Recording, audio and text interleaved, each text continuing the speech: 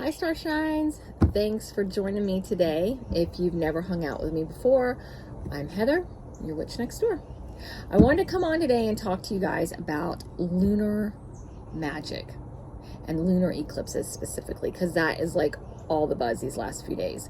We just had a full moon this morning, followed up by a lunar eclipse, and almost everybody who's anybody that I know was up all night and then woke this morning with a little bit of what I call the moon hangover. Totally cool. Happens to all of us.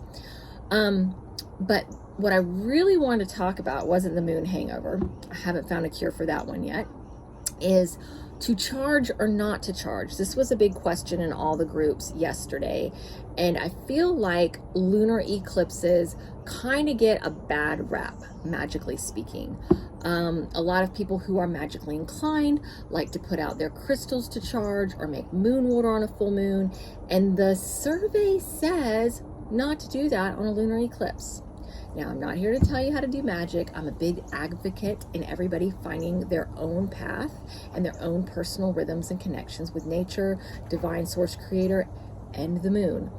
But what I want to do is open your eyes to some things that you may have not missed that might help you make an informed decision for yourself.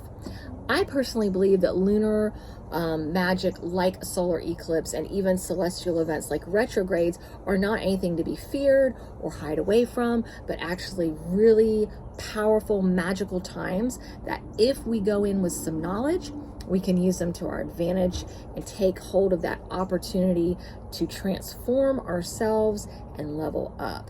Okay, so the lunar eclipse yesterday, okay, people say, oh, it's unstable, don't do it. I don't think that the instability necessarily comes from the lunar eclipse. I think the instability comes from ourselves.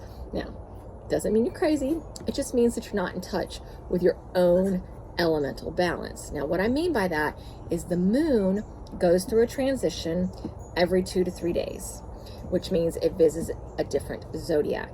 Each zodiac is influenced by a different element, okay? Now, the sun moves through a different zodiac every month. So that's why you hear people, oh, I'm a Libra, I'm a Aries. You know, they were born during that season when the sun was in that zodiac. The moon, though, like I said, every 2 to 3 days, it's moving through those zodiacs too. And what happens during a lunar eclipse is whatever zodiac the moon is in when that eclipse happens, that element, that underlying elemental force, which could be earth, air, water, or fire, is going to be magnified. Now, depending on how much of that element you have in your chart, say for instance, a Sagittarius, who is a fire sign, is going to have fire energy, like, right?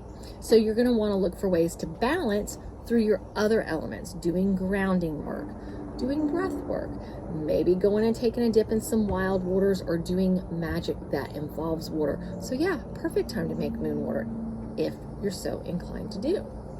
Okay, so we want to look at, you know, our sun sign, our moon sign, maybe even the collective of our birth charts and what elements are really dominant as a whole. Okay, you can take all of that into consideration, where the moon is at, where the sun is at, and then once you figure out how to balance your energies, all of your magical work, whether it's during a lunar eclipse or not, is gonna be that much more productive. Okay, so I hope this information was really helpful. If you have any questions or comments, please drop them below.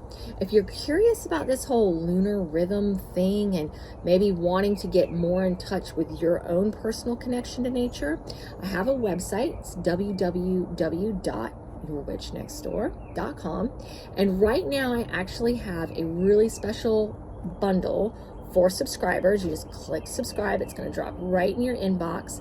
It's going to give you a phonology wheel, which is a monthly moon tracker, and it's also going to give you some printable pages that have tips on crystals and oils and guided journaling that's going to take you through the Saturn retrograde, the lunar eclipse, and the Mercury retrograde to come tomorrow.